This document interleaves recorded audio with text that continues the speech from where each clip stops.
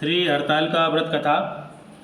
श्री परम पावन भूमि कैलाश पर्वत पर विशाल बट वृक्ष के नीचे भगवान शिव पार्वती सभी गणों सहित बागंबर पर विराजमान थे।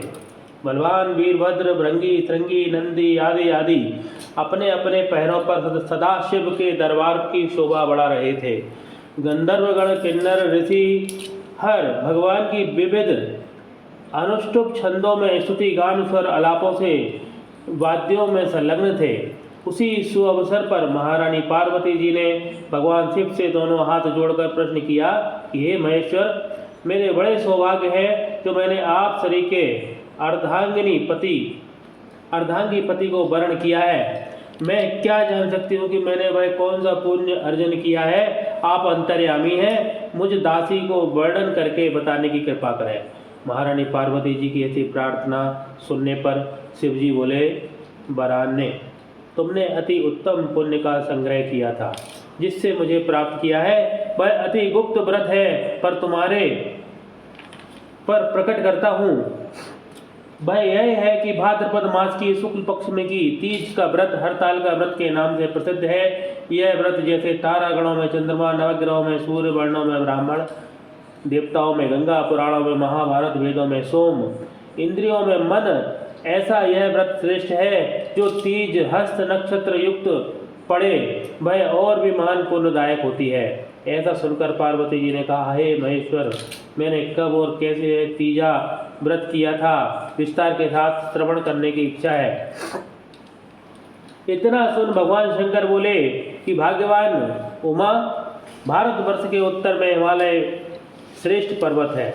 उसके राजा का नाम हिमांचल है। वहाँ तुम भाग्यवती रानी मैना से पैदा हुई थी। तुमने बाल्यकाल से ही मेरी आराधना करना आरंभ कर दिया था। कुछ उम्र बढ़ने पर तुमने हिमालय की दुर्गम गुफाओं में जाकर सहेली सहित मुझे पाने हेतु तप प्रारंभ किया। तुमने ग्रीष्म ऋतु में बाहर चट्टानों पर आसन लगाकर तप किया। वर्षा ऋतु में बाहर पानी में तप किया। हिम ऋतु में पानी में खड़े होकर मेरे ध्यान में संलग्न रही। इस प्रकार 6 ऋतुओं में तपस्या करने पर भी जब मेरे दर्शन ना मिले तब तुमने ऊर्ध्वमुख होकर केवल वायु सेवन की, फिर वृक्षों के सूखे पत्ते खाकर इस शरीर को क्षीण किया। ऐसी तपस्या में लीन देखकर महाराज हिमांचल को अति चिंता हुई और तुम्हारे विवाह हेतु चिंता करने लगे। इसी सुअवसर पर महर्षि देवर्षि नारद जी उपस्थित होते भये राजा ने अति हर्ष के साथ महाराज का स्वागत पूजन किया और उपस्थिति होने का कारण जानने के इच्छुक होते भये नारद जी ने कहा, हे राजन, मैं भगवान विष्णु का भेजा हुआ हूँ। मैं चाहता हूँ कि आपकी सुंदर कन्या को योग्य वर प्राप्त हो। सो बैकुंठ निवासी शेषशाही भगवान ने आपकी कन्या का वर्ण स्वीकार किया है। क्या आपको स्वीकार है? राजा हिमांचल ने कहा, महाराज, मेरे सौभाग्य हैं जो मेरी कन्या को विष्णु जी ने स्वीकार किया और मैं अवश्य ही उन्हें अपनी कन्या उमा का वरदान करूँगा। यह सुनिश्चित हो जाने पर नारद जी वैकुंठ पहुंचकर श्री विष्णु भगवान से पार्वती जी के विवाह का पूर्ण होना सुनाया। इधर महाराज हिमांचल ने वन में पहुंचकर पार्वती जी को भगवान विष्णु के विवाह होने से निश्चय हो चुका है ऐसा सुनाया। ऐसा सुनते ही पार्वती जी को महान दुख हुआ। उस दुख से तुम विहल होकर अपनी सखी के पास पहुंचकर विलाप करने लगी। तो तुम्हारा विलाप देखकर सखी ने तुम्हारी इच्छा जानकर कहा, देवी, मैं तुम्हें ऐसी गुहा में तपस्या के लिए ले चलूँगी जहाँ महाराज हिमांचल भी ना आ सकेंगे। ऐसा कर सहेली उमा सहित हिमालय की गहन गुफा में विलीन हो जाती भई। तब महाराज हिमांचल घबराकर पार्वती जी को ढूंढते हुए विलाप करने लगे कि मैंने विष्णु जी को वचन दिया है, वह कैसे पूर्ण होगा। ऐसा कहकर वह मूर्छित हो गए। तब सभी पूर्ववासी को साथ लेकर ढूंढने को महाराज ने पदार्पण कर ऐसी चिंता करके कि क्या मेरी कन्या को कोई व्याघ्र खा गया या सर्प ने डस लिया या कोई राक्षस हर कर ले गया। उस समय तुम अपनी सहेली के साथ ही गए गुफा में पहुँच बिना जल अन्न के मेरे व्रत को आरंभ करके नदी की बालू का लिंग स्थापित कर विविध वन पुष्प फलों से पूजन करने लगी। उसी दिन भाद्र मास की तृतीया शुक्ल पक्ष हस्त नक्षत्र युक्त प्राप्त थी। मेरी पूजा के फलस्वरूप से मेरा सिंहासन हिल उठा तो मैंने तुम्हें दर्शन दिया और तुमने कहा, देवी, मैं तुम्हारे व्रत और पूजन से अति प्रसन्न हूँ। और तुमसे कहा कि हे देवी, मैं तुम्हारे व्रत और पूजन से अति प्रसन्न हूँ, तुम अपनी कामना का मुझसे वर्णन करो। इतना सुन तुमने लज्जित भाव से प्रार्थना की कि आप अंतर्यामी हैं, मेरे मन के भाव आपसे छुपे नहीं है, आपको पति रूप चाहती हूँ। इतना सुनकर मैंने तुम्हें एवं अस्तु इच्छित पूर्ण वरदान देकर अंतर्ध्यान हो गए। इसके बाद तुम्हारे पिता हिमांचल मंत्रियों से ढूंढते ढूंढते नदी तट पर मारे शोक के मूर्छ से तो गिर पड़े। उसी समय तुम मैं सहेली के मेरे बालू की मूर्ति विसर्जन करने हेतु नदी तट पर पहुंची। उसी समय तुम्हारे नगर निवासी मंत्रीगण मैं हिमांचल के तुम्हारे दर्शन कर अति प्रसन्नता को प्राप्त हुए और लिपट लिपट कर रोने लगे और बोले, उमा तो इस भयंकर वन में कैसे चली आई, जो अति भयानक है, जहाँ सिंह व्याघ्र जहरीले भयंकर सर्पों का निवास है, जहाँ मनुष्य के प्राण संकट में हो सकते हैं। इससे हे पुत्री, इस भयंकर वन को त्याग के अपने गृह को प्रस्थान करो।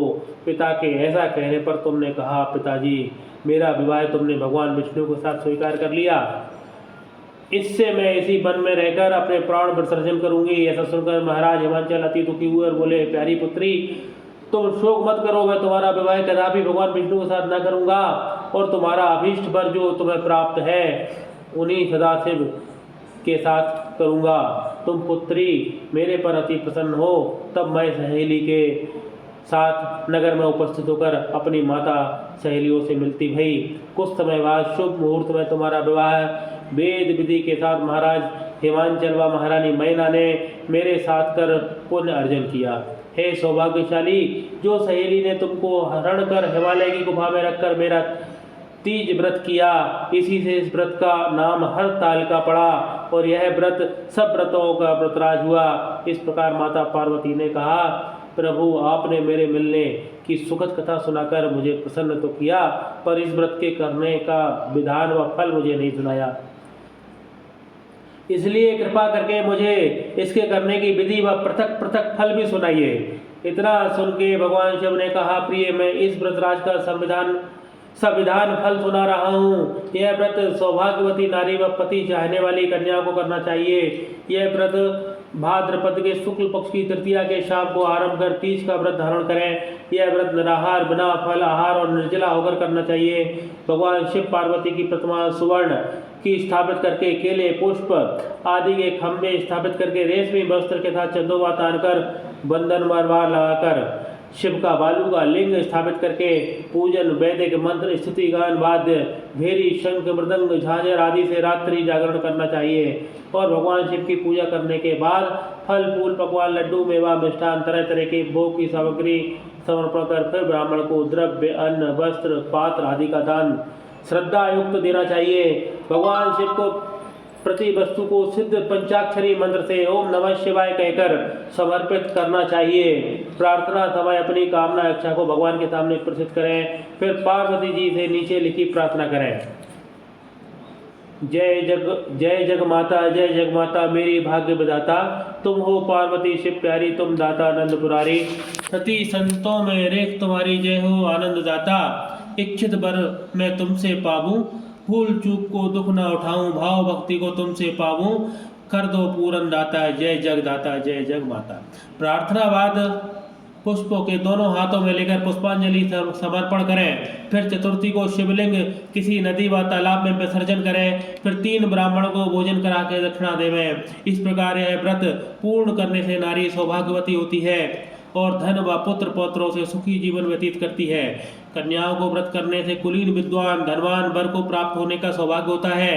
हे देवी, जो सौभाग्यवती नारी इस व्रत को नहीं धारण करती वह बार बार वैधव्य व पुत्र शोक को प्राप्त होती है। जो नारी तृतीया के दिन व्रत रहकर चोरी से अन्न खाती है वह शूकरी का जन्म पाती है। जो फल खाती है वह बंदरिया की योनि प्राप्त करती है। जो जल पीती है वह जोग का जन्म लेती है। जो दूध पीती है वह सर्पणी का जन्म ग्रहण करती है। जो नारी मांस खाती है वह बाघनी होती है। जो दही खाती है वह बिल्ली का जन्म पाती है।